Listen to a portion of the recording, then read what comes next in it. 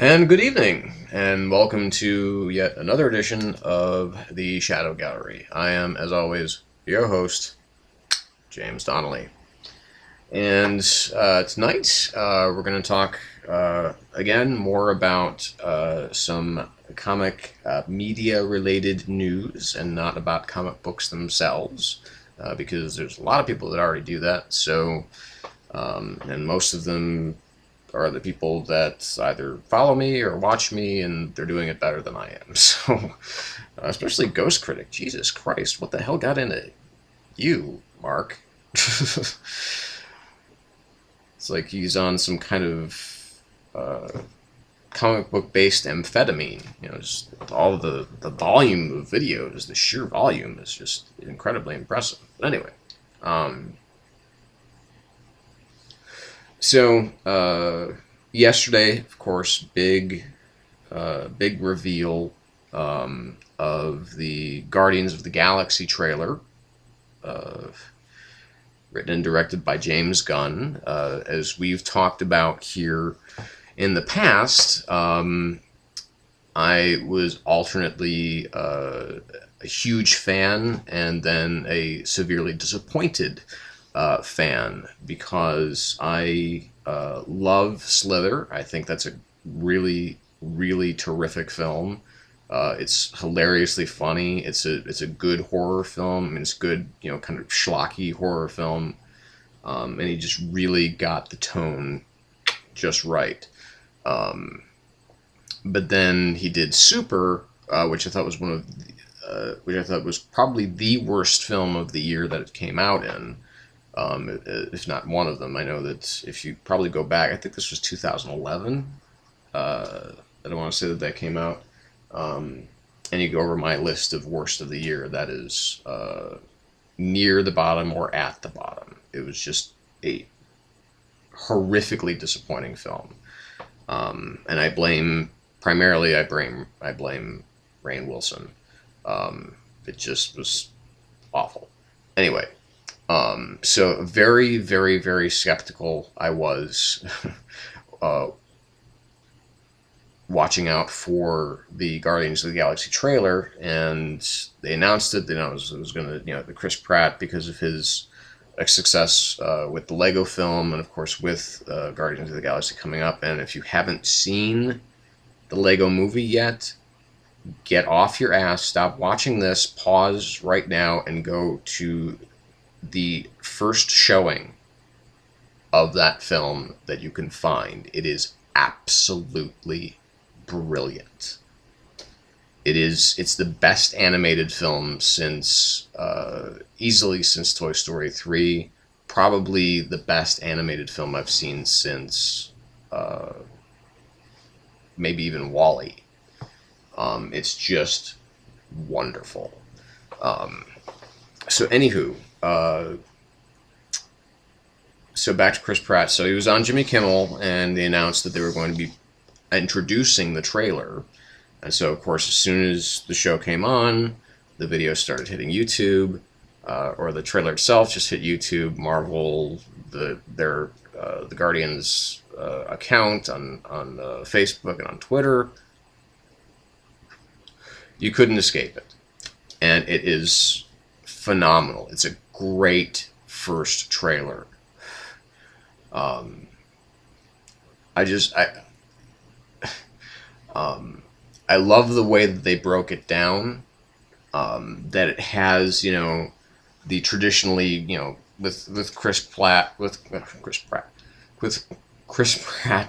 playing Peter Quill, aka Star-Lord, um, arriving in that, because he's, a very good-looking man, and, he's got the cool coat on and everything like that, and he's got, this glowing blue object in his hand, and the music has this very kind of epic, heroic, soaring. So it's basically setting you up with the expectation that this is going to be, really badass, uber heroic, uh, sci-fi action comic book film. And then all this, and within, 15 seconds of that opening, that is completely erased, and it goes to absolute goofball territory. The use of the cover of Hooked on a Feeling is, it's just kind of brilliant in the way that they introduce each of the characters. The whole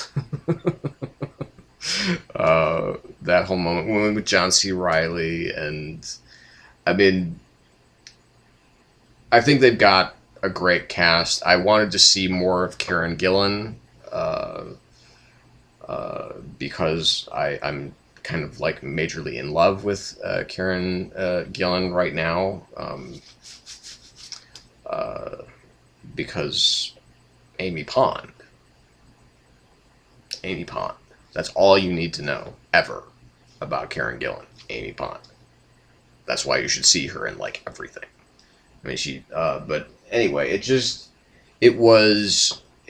a fantastic first trailer, and as long as they cultivate this sensibility about this project, as long as they keep it on kind of the you know just shy of spoofy, because admittedly this seems like this should have been the film that James Gunn should have made in order to kind of riff on the superhero genre, as opposed to making Super.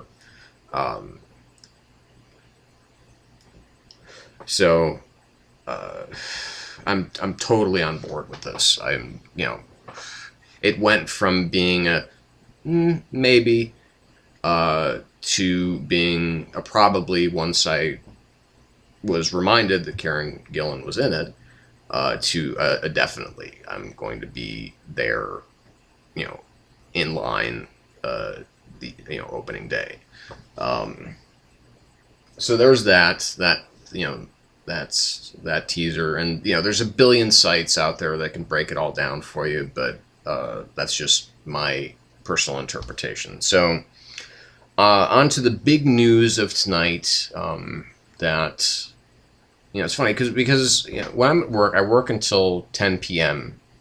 What is now Mountain Time, and I browse Twitter. My last break is at 8:30 ish, and there was nothing about this. And as soon as I got home, an hour and a half later, all of a sudden, the internet had exploded with news about Josh Trank's upcoming Fantastic Four film for Fox. Now, of course, this was the franchise that Fox really fought to keep, and I can understand why, because they had Josh Trank as the director. Now, Josh Trank, as you hopefully know by now, was the director of Chronicle, which is, again, one of those, and I think because we've had this series, the best non-comic book films ever made. Well, this definitely, I don't know if it's knocked any of those top 5 out, which are not in order, but Dark City, Darkman, The Matrix, RoboCop, and Unbreakable. But it's definitely, it would come close to edging out number 5. But it's such a great film, and it introduced the world to Dane DeHaan, who I think is an incredible talent. I'm kind of sad that he's in Amazing Spider-Man 2, because I could not give less of a crap about that film. But it also gave the world its first glimpse of Michael B. Jordan, who later made a somewhat sizable name for himself in the film Fruitvale Station, which was released last year. And for some time, the speculation was that he was going to be in this film, in Josh Trank's Fantastic Four film, and he was going to play Johnny Storm. Well, of course, fucking internet threw a fit. It's like, how can you have a black guy play Johnny Storm? And of course, those comments are still continuing, kind of still evidencing the inherent racism that is not only in American culture, but in popular culture. It's something that is unfortunately frighteningly endemic, and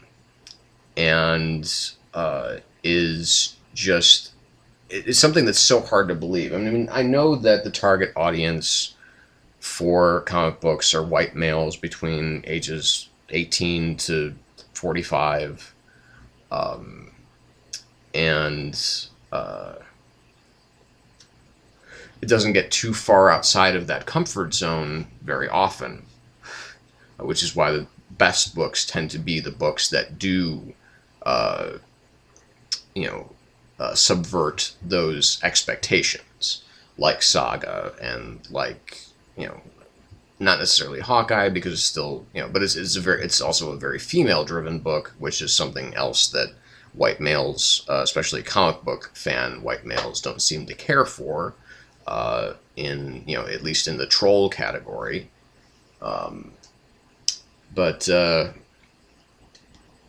mean, he's one hell of an actor, and his personality, his charm, his swagger could very easily translate to Johnny Storm.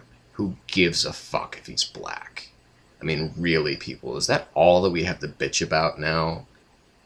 I mean, it's, I was reading some comments just tonight, and they were just really so, again, I don't know if it's the trolling aspect, that it's just people trying to stir shit up, like with Miles Morales becoming the Ultimate Spider-Man, even though, Fox News couldn't tell the difference. But since this is one of their company's films, they're probably not going to come out and say, oh, you can't make Johnny Storm black. Although they might, who knows. Anyway, so then you have Kate Mara, who is going to be playing Susan Storm. So, yes, I mean, the question is, are they going to be adopted siblings? Yeah, probably. I think that would make the most sense. And again, who cares? They're playing with, okay, you saw the Fantastic Four film, the one that was supposed to be, really, where they cast all the right people, except for people were pissed off that, Chris Evans wasn't blonde enough to play the Human Torch. But, they really went for, like, kind of like body type casting. Like, Ian Griffith, he really kind of looked the part of Reed Richards. Michael Chiklis, all you had to do was throw some prosthetic orange rock on him and he became the Thing. He didn't need to change his physique or anything like that. And Jessica Alba, basically just there to, have like a name actress that was really sexy and really hot and everything like that. Personally, I still don't see what anybody sees in her. She's a talentless actor. She has no charisma. She has no talent. She has no screen presence.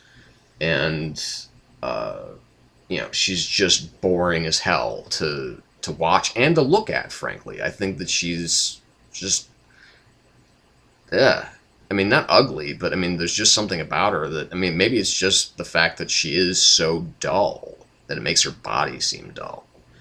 Anyway, neither here nor there.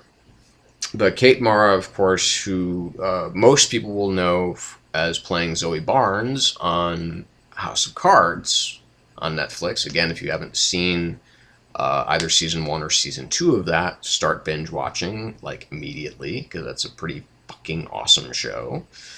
But at a lot of bit parts, here and there. She was in Iron Man 2 for about 5 seconds as the the woman that serves Tony Stark with the congressional subpoena. Um, she was Mark Wahlberg's girlfriend and Shooter.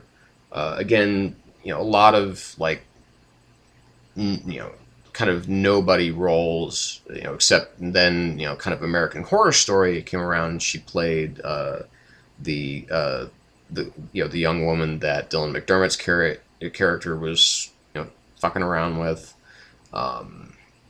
And so that got her some more notoriety, and of course I think her sister Rooney probably also helped getting her cast in House of Cards, because it's David Fincher's producing it, and he directed the first episode, so and of course Rooney Mara was in Fincher's version of Girl with the Dragon Tattoo, which I think is still horrifically underrated. But so I think that she'll be a really good Susan Storm, because she's a really good actress. It doesn't hurt that she's sexy, that she's attractive, that she's brainy. Basically all of the things that I didn't get from Jessica Alba, I get from Kate Mara. So I think, again, a really solid choice. The two really big question marks are the casting of Miles Teller as Reed Richards. Now, obviously, they're going for something more akin to probably an Ultimate Fantastic Four type of reboot, in the sense that they're all young. There's no older people here. They're all in their 20s. And Miles Teller, who unfortunately I haven't seen anything he's done, but based on, supposedly he's excellent in the film The Spectacular Now, which came out last year, which I just added to my Netflix queue. Because I did want to see it when it came out, but it kind of came and went, and there's not, unfortunately, a lot of independent theaters that grace the Phoenix area. But I've heard really good things about him. He's kind of again, kind of an odd choice just from a body type, but again, it doesn't matter as long as he's got the chops to pull it off. And if he has that, then he can win you over. Then the other big question mark, certainly not from a talent standpoint, but just, again, from one of those physicality standpoints, is Jamie Bell, who, of course, kind of made his first big splash in Billy Elliot, but has, gone on to do bigger and better things. He's the star of that Revolutionary War show, the spy show that's going to be starting on AMC, that Turn. But also, he was a supporting player in King Kong, and he was Tintin in the amazing, wonderful, brilliant Adventures of Tintin. So, which leads me to believe that, obviously, I mean, if you look at Jamie Bell, he's a pretty slight dude. He's not particularly threatening looking or anything like that. And, but again, it's one of those things where, because of his experience with a film like Tintin, he's going to be doing a lot of mocap. So that means that they're going to be creating a CGI thing, which is exactly what this needs. Exactly what it needs. Because one of the things that really did, I mean, one of the many things that hurt the original Fantastic Four from whatever year that was. I'm trying to put that film out of my mind so badly. But that they, again, they just slapped prosthetics onto Michael Chiklis, so it looked terrible. It didn't look, honestly, it didn't look any better than the Roger Corman version of the thing that for that film that never, of course, was officially released, but of course you can find bootlegs of it pretty much anywhere. Um, I've never seen it. I'd kind of like to just to see what the hell it's all about. But I hear that there's a Kickstarter campaign for the making of that film, which I'd much rather see than the film itself because that sounds actually really interesting. Um, but yeah, I mean, so to have the kind of slight Jamie Bell become this hulking orange thing, that's a really cool idea to me.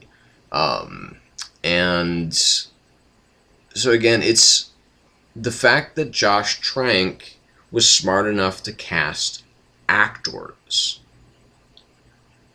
people who can really act, as opposed to just going for the gold with getting the big getting some big names and matching them perfectly physically with what they represent on the page.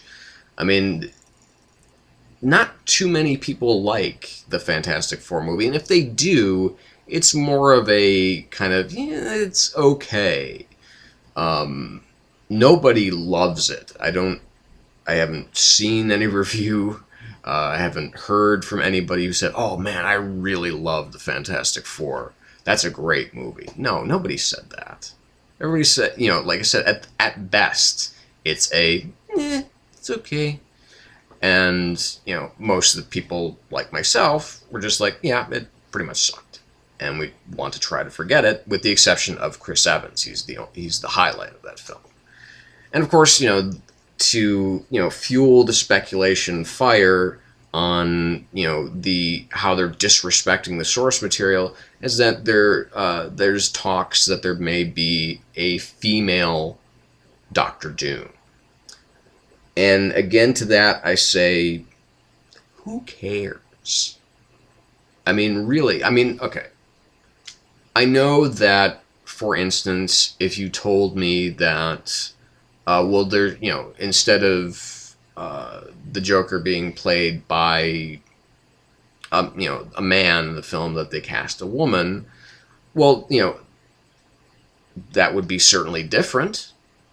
Um, but could they pull it off? That's the question. That's the question that nobody ever asks with these comic book films: is can an actor do the job of convincing you that they are this character? The same goes with any book that's translated to film or a play.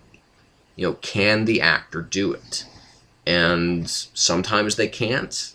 We've seen that film, certainly with the first Fantastic Four film and its unfortunate sequel. But only time will tell, obviously, whether or not these people are right for these parts or not. But this, I'm very excited, actually, to see these actors in these roles, because again, they're real actors. They're not just kind of play acting through these roles. So that's my take on it, and I really hope that Trank can pull it off. He's obviously a very gifted director, with a very unique vision of these types of films. So I think that he's the right guy. I'm glad that they got him for this. Um, Time will tell if they were right or not to keep uh, Fantastic Four's rights with Fox and not transfer it back to Marvel. Although with Marvel, you might get something that's a little bit more of what we expect. Sometimes that happens, and sometimes it doesn't. So it'll be hard to tell, but we will find out ultimately in 2015 when the film is planned on being released. Now, what they're planning on putting that up against, I'm sure it's going to be a summer release. Um, the fact that that Avengers 2 is coming out that summer. Um, Other big films, of course, coming out throughout the year in 2015. Um, this that could be a really big year. And but Fantastic Four, if it doesn't get advanced buzz going as soon as it possibly can, it's going to be kind of not good. Or I shouldn't say not good. The film might still be excellent, but it could still fall into the background of all of the other bigger films that are being released. So I hope they pick the right release date for that film. As they did with with Guardians of the Galaxy, they're releasing it in August as opposed to releasing it right up front because there's too many films it has to go up against. And Marvel obviously wants to give a good spacing between Captain America, the Winter Soldier, and this film, as opposed to what they did in 2008 with Iron Man and the Incredible Hulk. I mean, they came out within seemingly just kind of like weeks of each other, really. I think maybe a month, and that, of course, by that time, The Dark Knight was either had already been released or was just on the horizon of being released when Incredible Hulk was released. So that film kind of disappeared off the radar real fast, which is unfortunate because it's still a really good film. But anyway, so that's my take on it, and that's our news for tonight. So come on back when you feel like it. If this is your first time here, welcome. Please subscribe. You'll see more stuff like this down the line. When announcements get made, I talk about them. Oh, another announcement today. Jada Pinkett Smith being cast as a villain in Gotham. And that's a show we actually haven't talked about either. They've got... that's got some pretty strong... that's got some pretty strong talent making its way. I mean, Bill McKenzie, I'm not entirely sure about that guy yet. I haven't seen Southland, and which is really the only thing that he's kind of known for. But from people who have seen it, they do say that he'll make a really good young Gordon. Sean Pertwee as Alfred Pennyworth, that makes me really excited. I love Sean Pertwee. I've loved him ever since I first saw him in Dog Soldiers, and I've looked for other stuff that he's been in because I enjoy him so much. And he's then Donald Logue being cast as Harvey Bullock. I mean, that's great casting right there. I love Donald Logue.